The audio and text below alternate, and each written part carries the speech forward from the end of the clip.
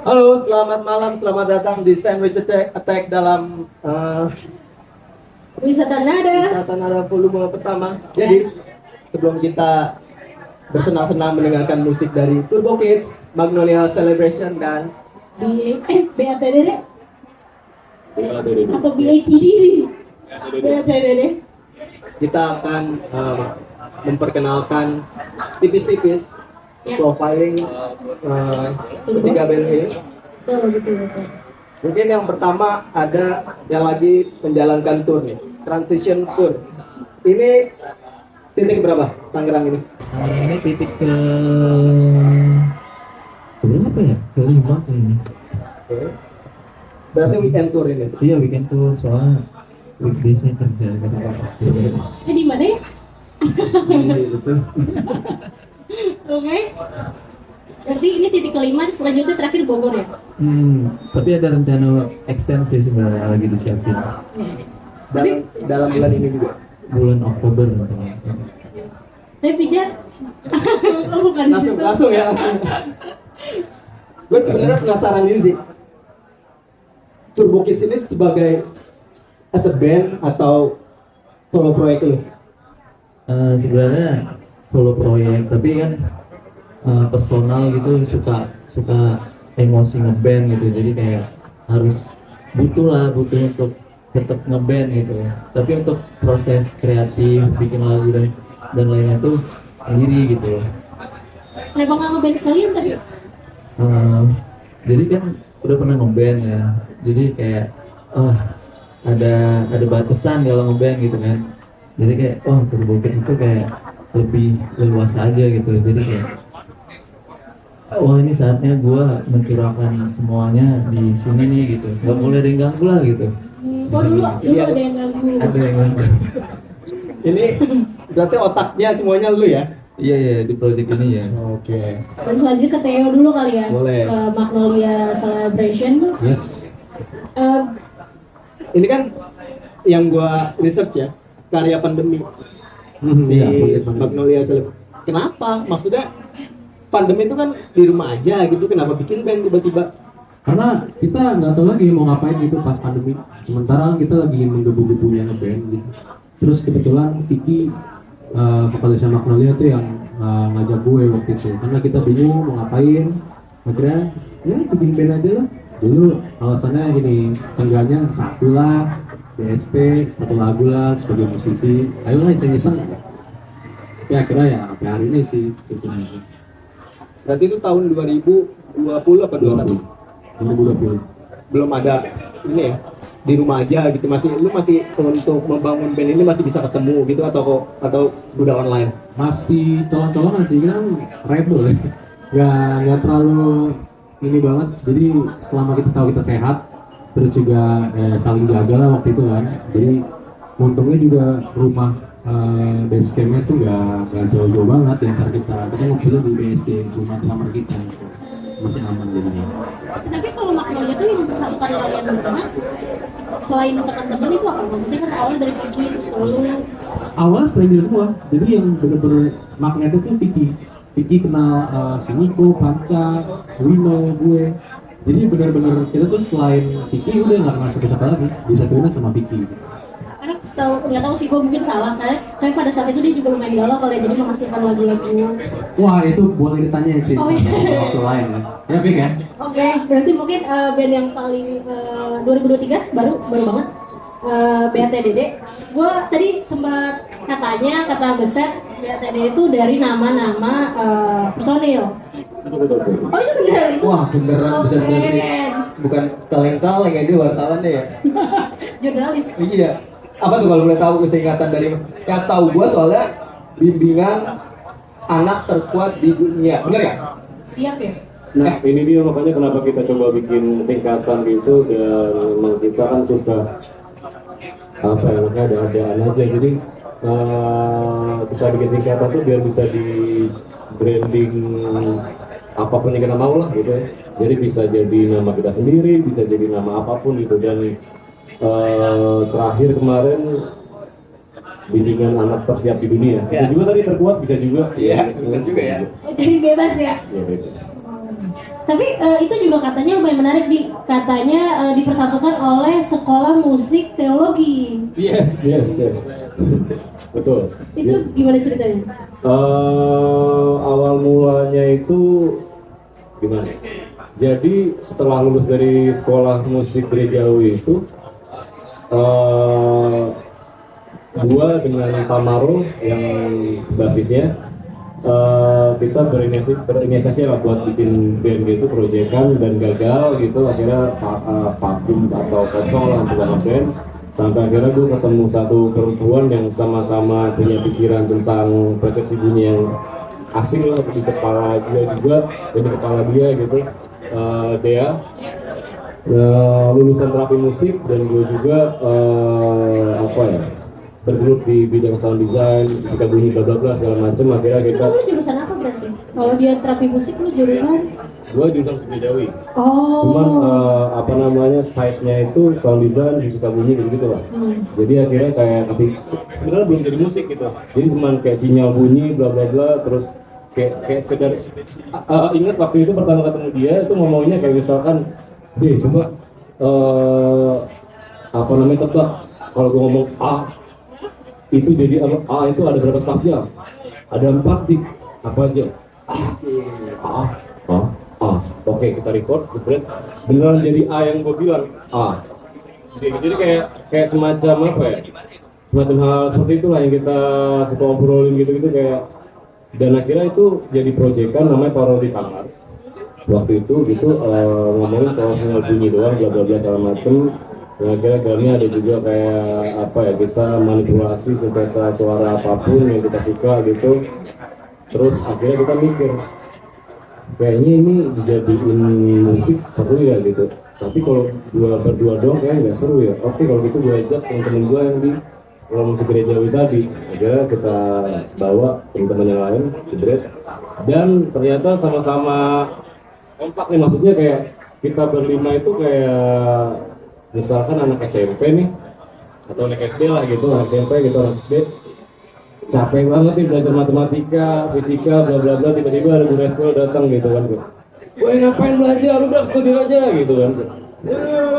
Nah kayak gitu, semacam itu. Jadi kita kayak anak kecil yang kedirangan untuk main musik kayak gitu lah. Tapi gue penasaran, tugas akhirnya kayak gimana sih ini? Tugas akhirnya? Iya. Album. Oh.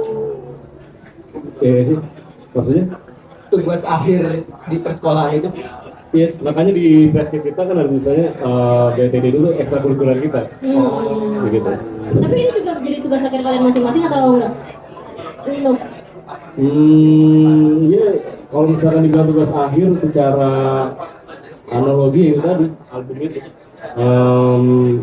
Karena kita ya gambarannya adalah kan ekstrakurikuler, kita main di ekstrakurikuler dan akhirnya gimana caranya kita harus ikut pensi kan. Di pensi itu kita harus mengerjakan musik kita, yaitu album itu nanti gitu. Tapi jujur gue nggak sabar buat lihat kalian manggung hari ini. Tapi mungkin sebelum kita bahas tour, hari ini kita bahas tour ya dia. Mungkin gue lebih penasaran sama tajuk kalian masing-masing juga kali ya. Mungkin Ican bisa memperkenalkan tajuk Transition itu apa? Jadi sebenarnya Transition itu konsep di album EP ini itu penggambaran proses sebenarnya kayak menjadi lebih baik dari yang sebelumnya gitu. Jadi sebenarnya bisa menggambarkan hal-hal apa aja sih, tapi proses yang lebih baik gitu sih. Jadi kayak misalnya dulu di band yang sebelumnya main gitar, tiba-tiba jadi vokalis, pengen serius nyanyi gitu-gitu. Proses transisi yang menjadi lebih baik aja sih. Yang membedakan Transition dan orangnya apa? Orangnya itu jadi kayak itu hanya sebuah beginning sih awal. Jadi kayak itu project pandemi, waktu itu pandemi bingung mau ngapain, jadi kayak bikin album terus tes nyanyi gitu kan, enak juga gitu. Udah jadi tuh 11 lagu gitu. Kalau di Transition ini lebih dalam sih prosesnya, jadi kayak jadi kalau di orangnya kita gua tuh nggak mau memperhitungkan chord gitu kan. Di Transition gua kayak mentranspose lagi gitu kayak oh ini cocoknya di sini suaranya di sini terus secara sound juga lebih dalam gitu. Terus pada prosesnya juga sebelum proses transition sempat ikut short course gitu-gitulah, sempat ya ikut short course beberapa bidang gitu. Jadi kayak ya ini kayak proses lebih baik lah gitu di transition ini gitu. Jadi di si Pican ini album pertama orangnya itu dikerjakan full satu album di kamar. Iya di kamar. Sekarang lebih proper apa masih di kamar? Sekarang itu ada yang di kamar, ada yang di rumah teman, di studio teman gitu. Tapi lebih variatif lah proses yang di transition ini. Jadi kayak dulu tuh drumnya cuma gambar doang di orangnya, sekarang tuh kayak rekaman beneran gitu. Tapi secara kreatif berarti lu tektokannya sama siapa kan? Sama diri sendiri ya? Kita sampai mana nih ya gitu. Emang enggak kesepian pas pandemi? Kesepian. Semua orang gitu. Iya, jadi kayak dulu kan satu band dari Medan ke Oh iya, lu terus juga. jadi kayak tiba-tiba mana nih teman gitu kayak sepi banget Jauh dari nih, orang gitu. tua ya. Iya jauh dari orang tua. Tapi enakan ngeband apa sendiri kan? Enakan sendiri sih tapi emang butuh sih teman-teman. Jadi waktu proses transition ini nggak melulu semua gua gitu, jadi gua juga terbuka untuk pendapat dari teman-teman gitu, jadi kayak ada ruang diskusi gitu. Tapi memang porsi gua lebih banyak gitu. Tapi lu sendiri sebelum masih di bawah bayang-bayang Pijan, kayak lu udah memberi branding sebagai Turbo Kid, lu bukan Pijan ya? Gitu. Kan? Seneng-seneng aja sih. Kalau seneng aja. Jadi iya seneng-seneng aja. Jadi kayak kemarin manggung, jadi ada panggungan kayak band Medan semua lagi tour gitu kan. Jadi abang gitaris figure ya? Iya gitu. Ya nggak ada masalah sih. Nah, mungkin kita bahas EP sedikit kali ya, Oke. Sky Sublime yang baru juga rilis. Yes. Agustus, sorry. Gue juga lupa sih bang. Jadi berapa bulan yang lalu kayaknya. Tahun ini sih ya. Itu kurang lebih bertajuk apa sama itu udah tour juga kayak atau Oh enggak, belum? yang tur makasih. Ya. Berarti untuk Too Shy to Blind dulu deh, EP terakhir itu bertajuk apa? Too Shy to Blind itu adalah seperti apa ya? Jadi EP 5 lagu itu seperti apa ya? Kita tuh kadang kan punya perasaan, kita merasakan sesuatu ya. Tapi kadang kita tidak bisa mengungkapkannya gitu. Jadi kenapa kita pilih judul Too Shy to Blind itu 5 lagu itu adalah lagu-lagu yang menggambarkan perasaan kita yang tidak bisa diungkapkan karena mungkin kita too shy to blind itu sendiri. Dan ada lagu judul yang sama Too Shy to Blind di EP itu boleh tujukan buat bokap. Itu kan father and son connection kan kadang kita susah untuk ungkapin, dan juga perasaan kita ke kawan, sahabat, ada gengsi segala macam gitu. Jadi Too Shy to Blind itu perasaan-perasaan yang terjebak di dalam sini tapi kita nggak bisa ungkapin itu sih intinya. Ya waktu itu gue juga nonton showcase-nya ya, dan ya perasaannya lumayan sampai. Tapi ada satu lagu juga ya sama Bang Ade. Oh iya. Secara proses itu juga seperti apa dan itu juga rilisnya setelah Bang Ade berpulang juga ya? Iya. Itu di Art of Chasing itu lagu lama sebenarnya, lagu yang udah ada sebelum single pertama kita banget bahkan. Jadi di tahun 2020 tuh udah ada, tetapi waktu itu entah kenapa emang bukan momennya aja untuk dirilis gitu. Nah kita kan tahu ada lagu ini nih, terus kita mikir apa nih rilis, ayolah rilis di EP aja. Nah terus waktu itu Vicky sempat ke rumahnya almarhum Bang Ade, kasih lagu itu. Kemudian Bang Ade suka, terus Vicky coba tanya lah mau nggak bang, kalau syukurnya mau. Akhirnya kita rekam, dan juga karena Bang Ade berkenan, kita juga suka, kita mengidolakan beliau kan, kita rekam, berjalan seperti biasa gitu. Cuman yang paling nyeseknya adalah final mixnya, masteringnya tuh udah jadi sebenarnya, cuman kita nggak kasih entah kenapa, mungkin kita juga ke distract sama kesibukan masing-masing. Waktu itu beliau juga ngalon ya kan, kontestasi, tapi ya itu tiba-tiba dapat kabar seperti itu kan, ya itu penyesalan kita sih. Jadi prosesnya untungnya sih lancar-lancar aja sih. Maksudnya berarti lagu itu belum didengarkan sama banget deh terakhir untuk finalnya. Dengerin udah, tapi final mix yang udah final tuh belum sempat. Sebenarnya beliau sempat nanya tuh, itu gimana men? Itu apa hasilnya, masteringnya? Ntar bang lagi dimasak nih. Ah udah telat ya. Ya sempat jadinya. Tapi sejauh ini lagu itu, gue penasaran aja sih kenapa lu tahu lagu itu belum siap untuk dirilis pada Fantasia, terus rilisnya di EP, maksudnya apa yang membuat kalian berpikir seperti itu? Waktu itu sempat sebenarnya di Art of Jessica itu pengen dirilis sebagai single ketiga. Cuman di momen yang sama tuh kita kebetulan ada lagu baru.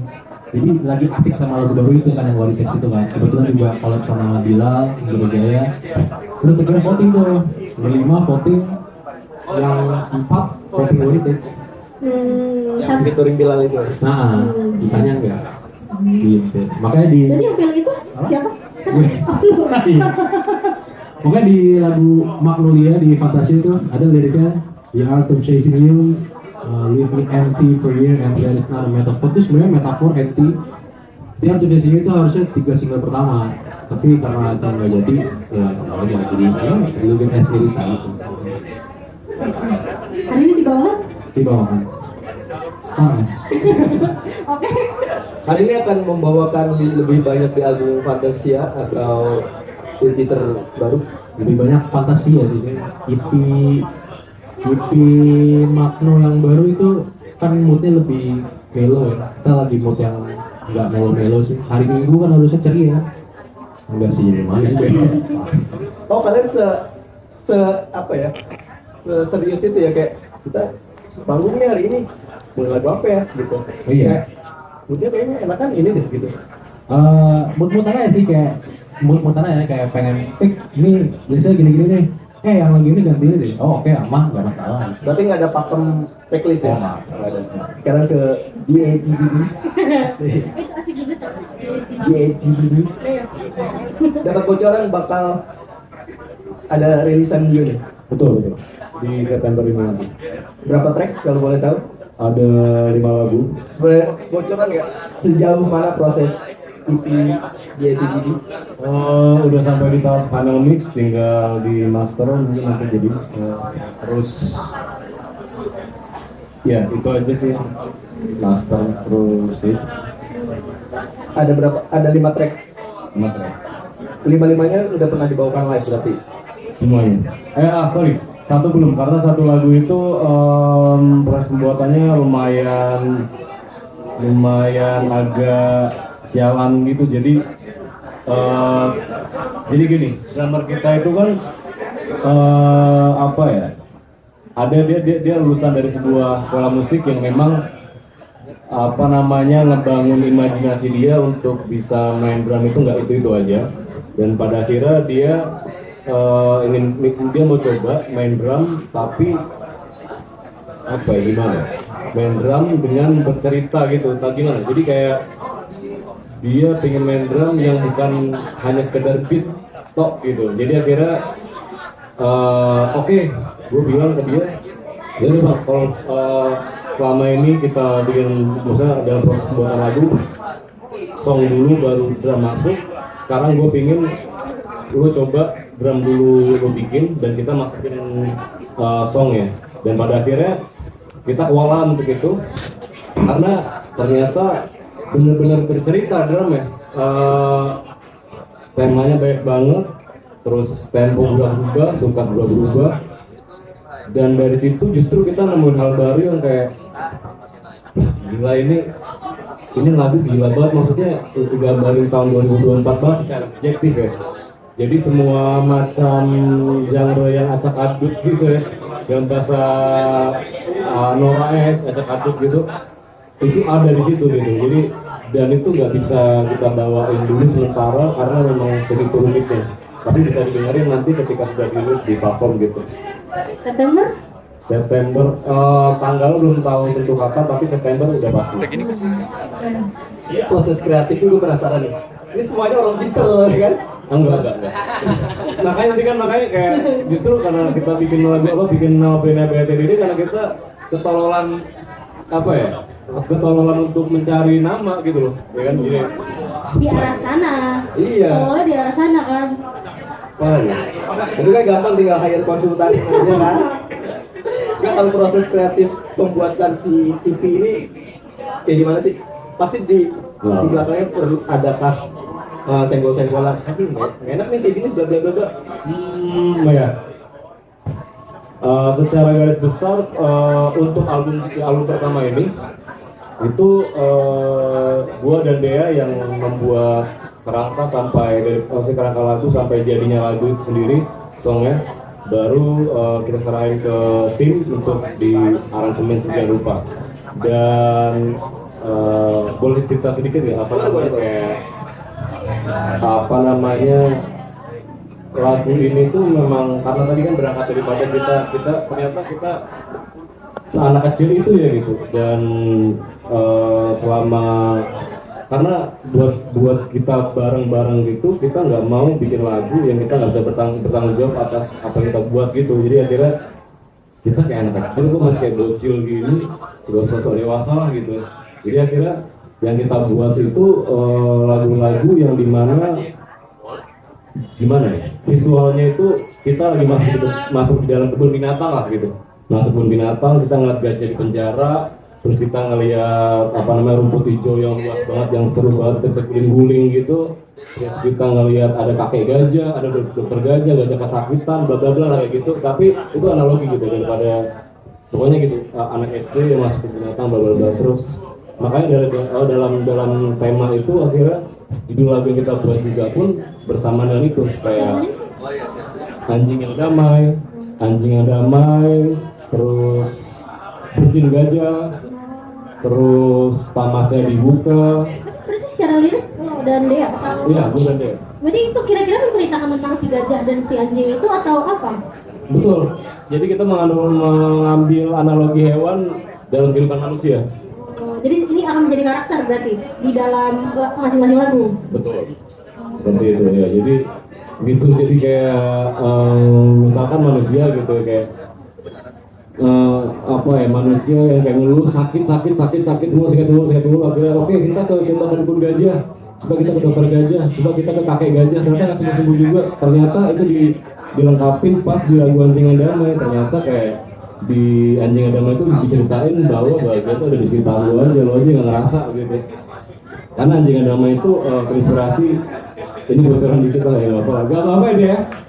Ya soal Anjing yang Damai itu sempat kita bikin karena kita lihat adegan Snoopy di mana Charlie nggak pede dengan apa yang dia punya. Terus ketika dia lihat Snoopy lagi main trombon gitu sama yang brass section gitu, wah ternyata bahagia adalah anjing yang menarik. Dia nih kalau misalnya bikin lagu bagus banget. Atau salah satu gitu. Tapi itukah juga yang membuat lagu-lagu kayak gitu, maksudnya si trigger itu atau enggak juga? Jadi kayak kan tadi lu bilang ada trigger lu nonton sesuatu, apa itu dijadikan jadi tajuk satu album karena itu atau enggak? Per lagu aja. Iya. Ada kadang kita kita memang butuh gitu kan, kayak kalau bikin lagu gitu kita nggak ngulik lagunya kan, kita nggak pernah sama sekali gitu kayak ngulik lagu gitu, nggak pernah. Jadi kita denger aja tapi nggak kita ulik kayak main riffnya atau kita main ritme itu nggak ada gitu, nggak ada itu. Jadi kita denger lagu aja, terus referensinya kebanyakan, terus kita bawa jalan-jalan aja.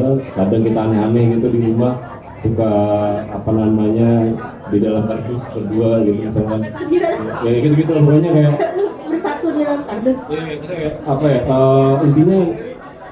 Intinya gimana kita bisa, karena kan sekarang semakin bising ya, juga cuma polusi udara, ini polusi suara banget gitu. Jadi kan kita cari di mana nih rentan desibel yang paling kecil gitu buat kita dengerin biar kita bisa konsen nih terhadap ya gitu. Nah gitu. tapi mau penasaran aja, teologinya ada nggak tapi? Gak ada. Ya itu apa maksudnya kayak bagian daripada spiritual, karena spiritual kan ya penting ya, maksudnya buat itu tadi kan membawa kita dalam hal yang baik. Jadi kita nggak mau dan untungnya kita semua berlima itu berpegang pada suatu moral apa etika yang baik, itu akhirnya berangkat dari situ. Band ini juga nggak band yang ganjilan atau gimana gitulah gitu, jadi enak aja gitu. Oke. September tanggal berapa? Gue tembak. Belum tahu itu. Akan ada rilisan fisika atau Yes, pasti. Ada rencananya, pas itu pikirannya mainstream sih, kaos kaki gitu kayak atau apapun ya, kayak pas itu apa ya, kritik juga ada kayak gitu-gitu masnya ya. Oke. Good luck. Untuk nama albumnya udah bisa dibocorin? Tamasya dibuka Tamasya? dibuka Tamasya di Tamas pas banget ya, Tamasya dibuka. Tamasya dibuka. Oke. Kita pindah ke topik seberapa pentingkah tur bagi musisi? Seberapa penting kan? Seberapa penting ya? Kalau menurut gua tuh tour itu seperti salah satu rukun dalam bermusik gitu. Jadi kayak misalnya rukun pertama itu karya, rukun keduanya adalah tour gitu, rukun ketiga showcase. Itu adalah satu kesatuan menurut gua ya. Jadi ya emang harus dijalani gitu. Ini udah beberapa kali si Turbo Kids tur. Setelah Turbo Kids ya, bukan Baru pertama ini. ini baru pertama. Iya. Oke. Kalau menurut Magnolia Celebration, seberapa penting musisi untuk menjalankan sebuah tur?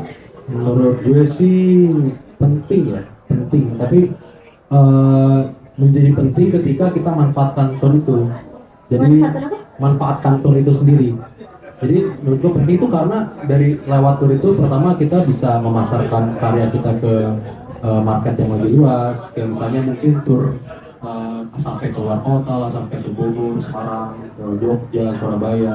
Itu kan orang-orang di sana jadi setidaknya tahu band kita gitu, meluaskan market. Dan juga yang kedua itu penting karena di sana itu enggak cuma kita menawarkan karya kita, tapi kita berkoneksi. Jadi tali persaudaraan itu semakin luas. Jadi kita bisa punya kenalan di kota ini, kota itu. Oh, gue kenalan nih sama di ini nih di Bandung. Gue pernah kesana tur. Jadi penting tuh ketika jadi kita manfaatkan itu gitu. Jadi tidak sekadar cuma membawakan lagu terus udah selesai, tapi kita juga berkenalan dengan orang-orang di sana dan tetap menjalin koneksi ketika kita pulang gitu. Jadi sangat penting kalau bisa dimanfaatkan dengan baik sih menurut gue. Dulu berapa kota wisata Fantasia? Wisata Fantasia ya? Iya, berapa kota? Berapa titik? 3. Mana aja? Semarang, Jogja, Surabaya, Jakarta sama, tapi ya 5 sih semuanya. Yang di luar Jabodetabek juga. Untuk di ATBD, apakah ada rencana ketika habis rilis Pasti. EP? Pasti selain daripada melihat senior-senior yang udah ada ya, betapa pentingnya si tour ini bagi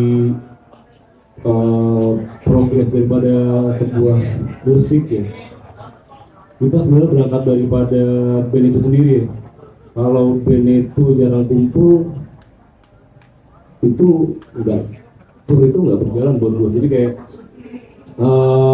misalkan gini, rumah gue di Tangerang, temen gue ada yang di Depok, temen gue satu lagi ada yang di Cikarang, temen gue lagi ada yang di Bekasi, tapi kita jarang kumpul. Harusnya kan kumpul. Dan menurut gue tour dimulai dari situ, karena kan kayak ini pas banget ya, acara wisata kan ya. Tour itu kan emang kalau misalkan dijabarin gitu kan, tour tuh wisata, trip, bla bla bla gitu ya. Ya menurut gua kayak kesatuan dari band ini tuh harus kuat dulu nih, membangun diri untuk kayak ayo berjalan naik KRL, ayo berjalan naik motor, lo sampai ke sini gas dulu gitu-gitu, dimulai dari situ sih. Karena kalau misalkan itu nggak kebangun, apalagi pecahnya pandemi, anak-anak kayak jadi dalam kutip introvert gitu kan, kayak gue ngomong apa ya, gue basa-basi gimana, gue nge-pitch-nya gimana ya, bla bla bla. Jadi buat gue sarana yang paling penting untuk membangun tour pertama adalah kelengkapan sebuah band itu. Jadi kayak band ini, jadi ruang komunikasi berjalan di band dulu tuh. Sampai akhirnya kita terbiasa dengan komunikasi, dan nanti pas keluar komunikasi dengan orang itu baik gitu, bisa macam itu. Jadi nggak tahu, buat gua yang paling penting dalam tour itu komunikasi. Karena kalau misalkan cuman promo musiknya aja tanpa ada nongkrong dan komunikasi, menurut gua kayak ya itu aja, kita nggak akan menemukan hal baru, atau yang tadi kita sempat ngobrol Mas Odong, kita nggak akan kontemplasi dengan hal yang baru gitu. Kita cuma datang pulang, keren ya tadi, aja jago, beres. Jadi percuma jauh-jauh ke Australia tapi lu nggak bisa ngobrol apapun gitu yang Ada teman gue TikTok tuh. bisa. Gitu sih. Jadi kayak dibangun di awal, maksudnya awalnya tuh dari apa ya, dari band itu sendiri gitu. Tapi tadi yang menarik dari Ican ngomongin soal rukun Rukun ngeband. rukun ngeband. Rukun Islam. Nah, kalau misalnya manggung, rilis lagu, rilis merch, tour, rilis musik video dan juga tour nih, urutannya tuh apa nih? Maksudnya kalau yang pertama apa, yang kedua apa, atau itu acak aja atau gimana sih, Chan? Kebetulan aku kerja di situ, di bidang itu ya, jadi kayak Privilege ya kamu ya? iya. Jadi ya menurut gua tuh kayak ya pertama harus berkarya lah ya, bermusik. Terus setelah itu memang harus disiapin kan timeline-nya segala macem. Nah, tadi apa gimana urutannya? Jadi mungkin setelah rilis plannya ya lebih baik kalau menurut gua tuh gedein di digital dulu gitu. Setelah itu baru ngeliat potensinya gitu. Oh ini pendengarnya di Jogja ada nih potensinya gitu. Oh kita hubungin nih Jogja biar tur kesini gitu. Ya itu setelah rilis musik video, mungkin hal-hal digital lainnya gitu, pengurusan merchandise juga gitu.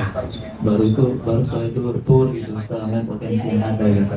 Jadi menghubungkan si digital itu sama offline-nya. Oke. Kalian juga setuju dengan rukun Islam yang tadi? Setuju. Oke. Berarti kalian Magno dan Ican ini menentukan titik-titik tour itu dilihat dari regional di digital itu, atau pitching ke kolektif mana atau gimana? Kalau aku pribadi lihat sih, jadi kayak wah top listenernya ada di Australia, harus ke Australia gitu. Ya, jadi kayak Jakarta, Bandung, Cilengsi gitu-gitu kan. Oh ini Medan ada nomor 25 jadi nanti lah udah ya gitu-gitu. Jadi by analitik sih kalau gua. Terbesar regional mana itu? Australia kan. Jakarta. Jakarta yang lebih tepatnya di mana ya? Regionalnya ya? Pondok Labu kayaknya. Kalau Magnolia Celebration sendiri gimana cara menentukan titik-titik tour? Itu bisa tuh lewat analisis ya, streamernya paling banyak di mana.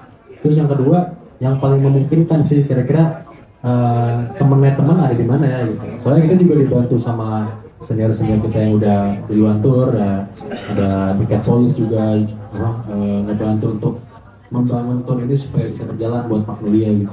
Gitu sih, kayak Magnolia. Tapi mau ngomongin soal spesifik tuh kali ya, mungkin dari kalian berdua itu ada nggak sih momen-momen yang kayak ini nih, maksudnya kayak momen yang ngebuat bener tour ini nih penting. Maksudnya? Tadi kan Oh iya. Iya jadi kayak di setiap kota itu kita kayak ketemu orang baru gitu, kayak wah rasanya jadi terbarukan lagi gitu. Jadi kayak wah ngobrol sama orang baru, terus nanti dari orang baru ini bisa menimbulkan ide apa lagi gitu. Nanti di kota yang ini wah ada koneksi seperti ini ya, hal seperti itu sih. Oke. Momen ini sih ketika itu tadi yang pas kita udah balik ke Tangerang, tapi silaturahmi itu masih berjalan. Jadi kayak misalnya ada teman yang nyantor nih sama karyanya Magnolia, terus dia sebarluaskan ke teman-teman, terus sempat di cover juga, dan juga ada band Semarang, kan kita sempat ke Semarang, ada band Semarang yang ke Jakarta main di Enjok gitu.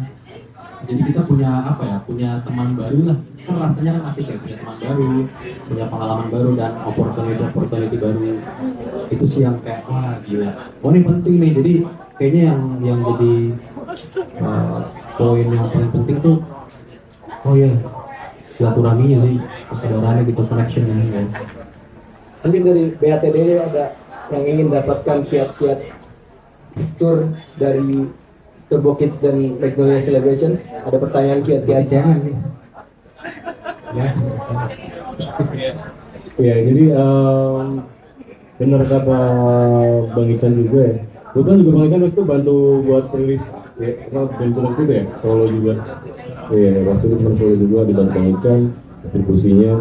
Dan jujur apa ya, soal apa namanya tour ini gitu, kita berlima masih sangat belajar untuk mengetahui seluk-beluk dalam hal itu gitu ya. Cuman beberapa kali kita manggung gitu segala macem, ada aja bener maksudnya kayak pertemanan itu kan penting dan komunikasi harus dibangun dari fundamental banget gitu. Dan kemarin gitu ya dia sempat kita ke Jember, Probolinggo, ke daerah Jawa Timur gitu-gitu, dan untungnya mereka sangat antusias segala macem, bahkan mereka juga pengen ngebawa band itu ke band mereka gitu ya, ke Jakarta gitu, dan kolaborasi bla bla bla gitu-gitu. Terus apa namanya tapi gini apa ya, ketika gue melihat kalau misalkan turnya dijalanin, tapi bener kan ya, dari Magnolia dan Turbo Kids gitu bilang gitu harus melihat apa namanya titik audiens di mana yang emang apa pendengar itu maksudnya pendengar mana yang paling oke buat dijajali gitu ya.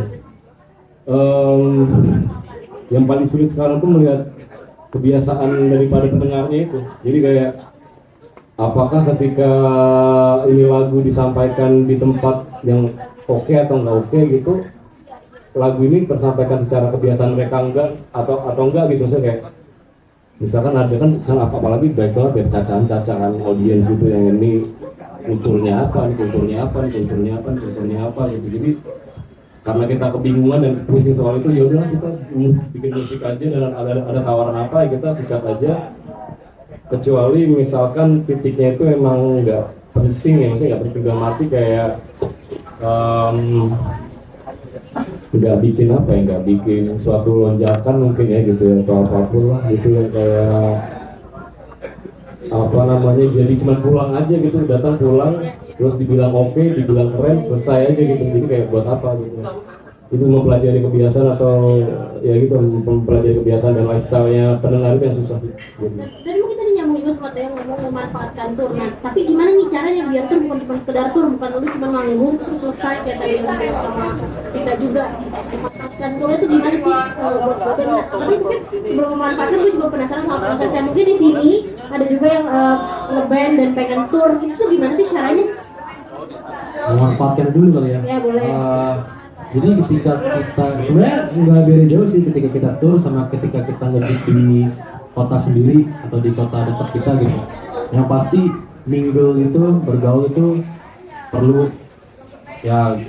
Untuk prakteknya sih gue sendiri pribadi juga belum sempurna ya. Tapi yang menyadarkan gue itu adalah ketika di perjalanan tur itu, cara memanfaatkannya adalah ketika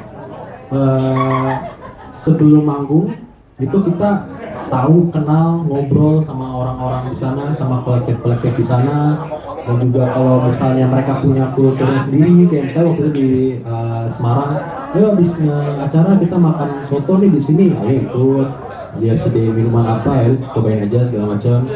Dan jadi tuh sebelum main koneksi, sesudah main kita juga mencoba untuk mencari koneksi juga di atas panggung, dan setelah manggung juga ya say thank you segala macam. Kapan-kapan kalau main ke Tangerang kabar-kabaran aja segala macam, gitu sih cara memanfaatkan kalau dari gue sendiri.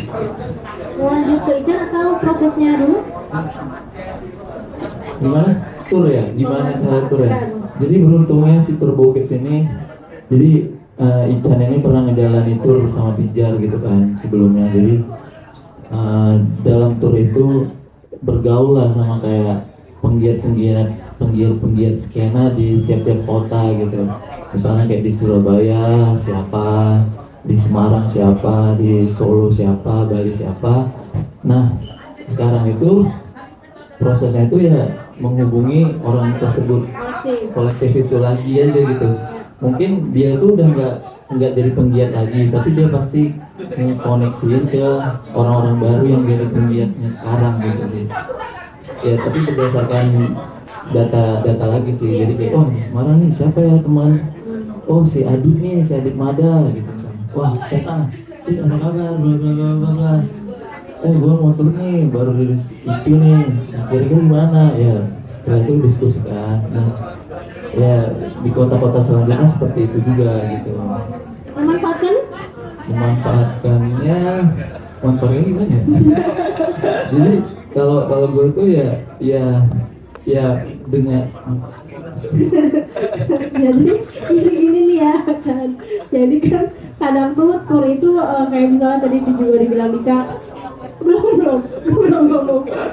Jadi kayak datang ke satu kota udah pulang tanpa membawa pulang mungkin, atau orangnya tidak membawa pulang. Sebenarnya tidak mikirin memanfaatkan gitu sih. Jadi kayak ya natural aja gitu kayak.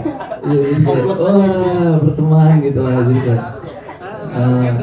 Ya udah ngobrol.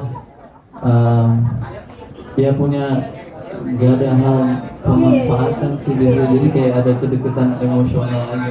Ya itu mungkin memanfaatkan tapi dengan cara yang ya memang itu natural terjadi kan. Iya, jadi kayak ya udah terjalin gitu kayak gue main dong kota lo, kita kan deket banget nih, itu yang gini pemanfaatan. Kita kan akrab banget. Oke, mungkin ini pertanyaan terakhir kalian karena udah nggak sabar. Harapan kalian ketika selepas dari perjalanan tur itu apa sih? Mungkin dari Magnolia dulu. Ketika tuh harapannya Selepas dari perjalanan tur itu. harapannya semua jeripaya yang sudah dibangun terbayar sih dalam bentuk teman baru, dalam bentuk pendengar baru, dalam bentuk pengalaman baru. Pasti kan kita tour itu pasti ada mistake yang dilakukan, dan juga bonding sama band juga seperti yang Bang Dika bilang gitu. Mungkin di perjalanan kita jadi saling kenal.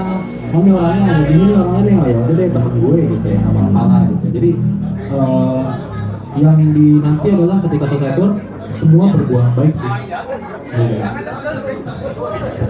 dari Dika dulu terakhir yang lagi tour kan soalnya kan. Ada harapan nanti setelah rilis album dan tour? Yang pasti bakal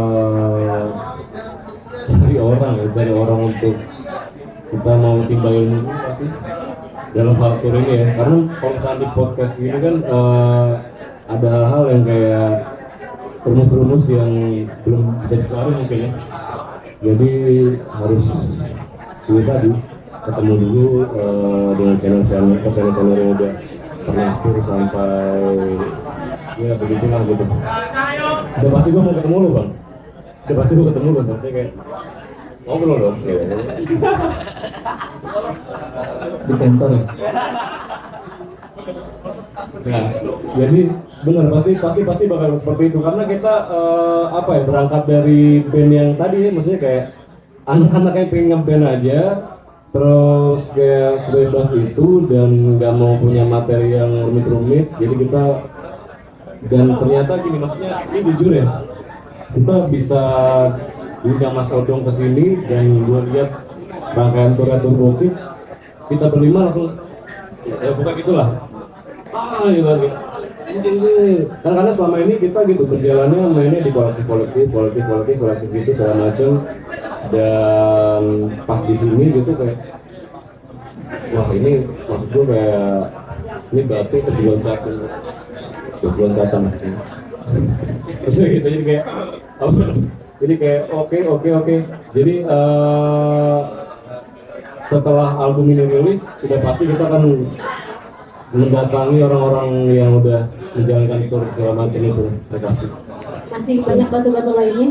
Betul. Ya, untuk dilengkapi. Ini yang paling ditunggu ya jawabannya ya. Gue penasaran banget sih. Harapannya apa ya, boncos aja yang banyak gitu. Terus ya Gue penasaran kalau transition ini berarti kocek pribadi. iya mandiri, Bang Mandiri. Enggak, iya ini tur mandiri. Ya tapi kita nggak menutup kemungkinan ya kalau ada yang bersedia menjadi ya gitu. Jualan di sini. Ya, harapan selain tidak boncos. Harapannya semoga semua orang yang menjalani ini dan ya semua orang yang mengalami momen-momen ini senang lah gitu, itu aja sih. Nggak ada yang menyakiti gitu loh, jadi kayak jadi kenangan yang wah dulu pernah tur sama Ican, senang gitu loh. Setiap orang gue pengennya setiap orang ngasih kayak gitu. Oke, terima kasih untuk semua yang sudah menyaksikan interview bersama 3 band ini. Kita doakan semoga 3 band ini tour bareng-bareng ke Australia.